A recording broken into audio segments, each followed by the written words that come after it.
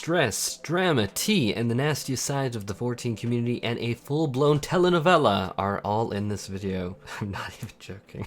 So these past few weeks, I've never actually announced or let anyone know that I was, super vague emphasis on was, quitting Final Fantasy XIV. I was really just doing it. And oh no, I'm not joking before anyone thinks that I'm joking. Don't let the few videos that came out confuse you, which is a far cry from the daily uploads that I was doing a few months ago, let alone the fact that it's been literally a week since my last video to this one. So I really was quitting. To be clear for anyone wondering if I'm currently quitting for good, absolutely no. I've decided that I'm not quitting actually relatively recently. I wouldn't be making this video if I was. This, however, is me expressing really what led to the point where I genuinely want to quit, and I honestly think that was more than justified. But even more than that, I really do think that a lot of people can really relate to what I'm about to say in this video. Just to like lay down a little bit of a roadmap here, over the weekend I really did brew over how to evolve my content if I returned, and I have a brand new style of content that I plan to work on and unveil very soon that I think is going to excite many people based upon what I was being told. But back to the point,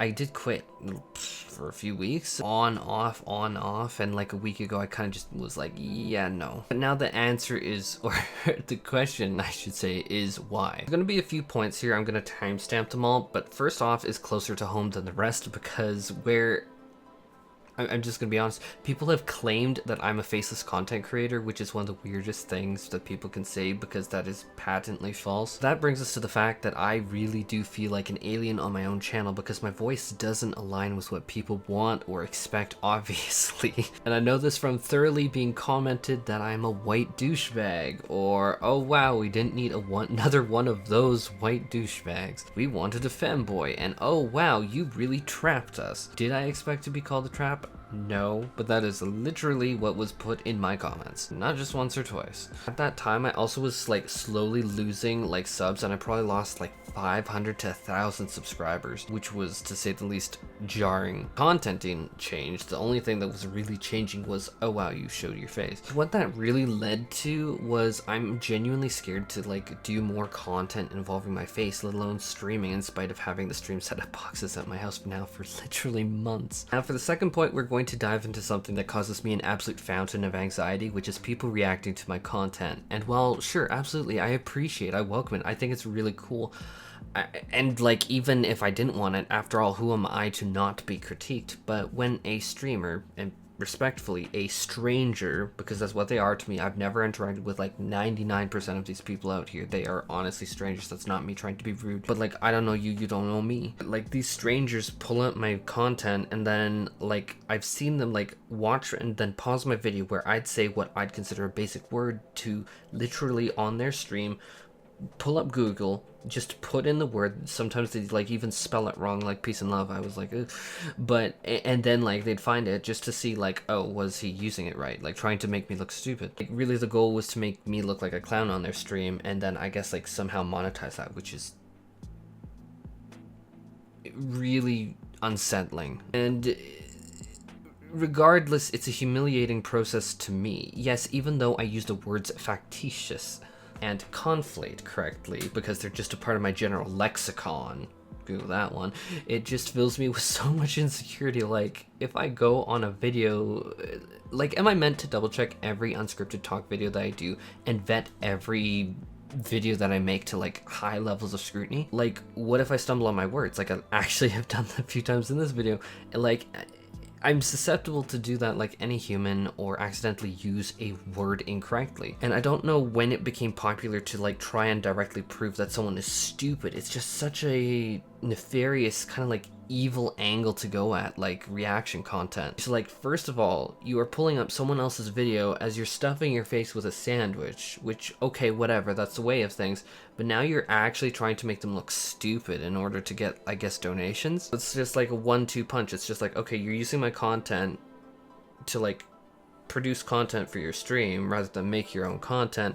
Now you're actually going to like insult me actively. Like, that is so fucked up. I don't even know you. You're a complete stranger to me. Like, it's so fucked weird. It's also like just deeply disturbing because it's so negative. But this isn't the first time that I've seen negative talk about me, because I've been sent screenshots of private Discord channels involving some people in some communities that I really used to respect that honestly broke my heart, because I do have friends in pretty much every single community in 14, and that's not a bragging point when you get to be like this kind of a content creator, when you have literally like hundreds of people that you keep a pretty close contact to. Like, you're gonna have people everywhere. But then the consequence is I get sent screenshots of, oh, so and so said such and such about you, and I'm trying to be as vague as possible because some of these people genuinely make me feel really uncomfortable, and that's not an exaggeration. Like, them as a person makes me feel so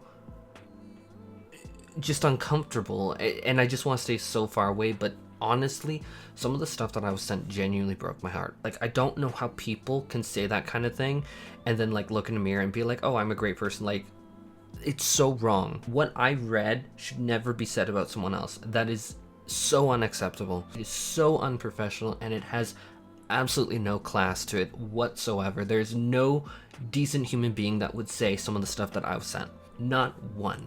So cutting all of that really short, it just got to the point where I got really negative. I got in this negative headspace. There were awful things said about me being gay, and so many... We'd be here for hours if I started going into any more detail, really. Now, on the flip side, is it all negative? No. Absolutely not. The negative is the minority by far, and that's a huge part of why I'm even coming back from quitting, and why I was able to like reel myself back from that negative headspace. Is there was a ton of positive, but the negative hit so hard, and it fed into my anxiety and my PTSD from the hard R that happened years ago to me, and so it really took this negative and magnified it. So this leads into the fourth thing, which was raid leading, which broke my heart. It smashed my heart into 1,000 pieces. The way intensely shorter version of it was a close friend of mine that I literally still to this day value so much. I PayPal'd them something like $140 or something to pay their internet bill. Like, we were that close. And no, I don't give a shit about $140. Like, whatever. Like, I work a big boy job. Like, that's fine. But like, I'm just saying that's how close we were. That like, they were just like, oh, I need this money for the internet bill. And I'm just like, oh, okay, here, have this. Like, I didn't even think about it. Like, just to be clear, I'm not even asking for it. Like, I have a big boy job, like, whatever. I just know people will nitpick that detail. I'm just saying that's how close we were. This person I was so close with, and I had them as a part of my raid team, and like, we were talking like every day, and then one day, without even saying a single thing, we were ghosted by them, and I never heard a single thing back, and I was paranoid, checking everywhere, asking people if they heard from them, if they're okay, and overturning every rock. I was going onto their server, messaging people, and I was actually like, oh my god, this is so freaky. Like, when you talk to someone every day and then they abruptly leave and stop talking, it's like, whoa, are they like okay? I think that's a pretty normal response. And then I saw parses of them on FF logs clearing fights, and I was like, oh.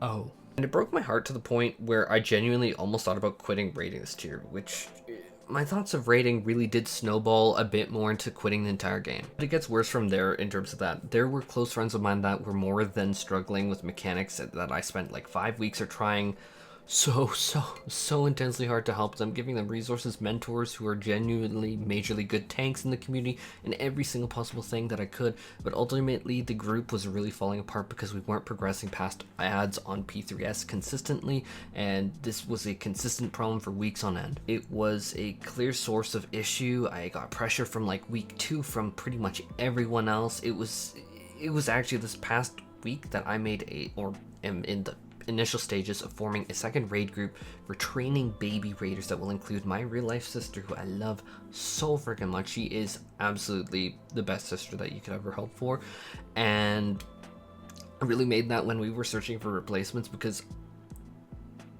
this decision I put off and was trying very hard to avoid at any cost, because I value loyalty to the maximum, and after 3 weeks of not advancing, it really sucked. And that's obviously why that friend of mine ghosted 2 weeks ago, was we were not progressing. And then I guess that they just decided, well, I'm not even going to talk to you anymore, which, yeah. But more on raid leading later. But what a painful decision and lesson.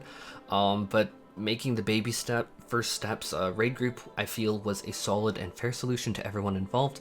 But wow, was that a very hard decision to make. And even even then, it really was taking like schedule conflicts and needing to move the time to an earlier time for real life jobs to really push me into that decision. So did I even make that decision based off of skill? No, it ultimately was pushed because of time conflicts. And likewise, this has even deeper roots in it. That my last static that was more casual, which was never a problem, it was more relaxed, more easygoing, was with a group of people that I considered friends, and I was kicked, and that blindsided me. I talked about it a little bit on my channel, and without any warning, I logged into the game and I was out of the Crossworld link shells, I was out of the Discord servers, I was out of the Facebook chats. Like, these are people that I genuinely considered friends, and like we knew each other on like a real life name basis. Like it honestly crushed me, and to say the least dampened my entire excitement for this expansion, to say the least. But we are gonna say the least because we don't want this video to get much longer. But like, combine all of those reasons together, and I really hit the point where I don't know. Actually, even now, I still struggle to think, will I enjoy raiding anymore? I still question it even as I'm doing this video. I enjoy the act of raiding, I enjoy the raiding experience, but the whole recruiting, keeping everyone happy, kicking people, being kicked, and the rest is so intensely mortifyingly unpleasant that I kind of dread it. But I'm hoping that the current core roster stays together now, and that we can really go to tackle Dragonsong War Ultimate together. That is the biggest goal of mine for 14, and I want that so painfully badly right now. Like, just because of so many real life events that I'm not going to get into in this video, I wasn't able to like do the Epic of Alexander, which ended up being like such a major regret, because I really think I would have had so much fun, and that would have been such an amazing experience. But now that I know that pang of regret, it's like I look at Dragonsong War and I'm like, I know that I intrinsically, for myself, want that. So ultimately why I was quitting was I was just so intensely stressed whenever I logged into the game, whenever I sat down to think of what sort of video I wanted to make, whenever I sat down to code my Final Fantasy XIV EvixGG website. It all just became nightmare fuel. And I love making things, I really do. I get so much joy from making things to help others.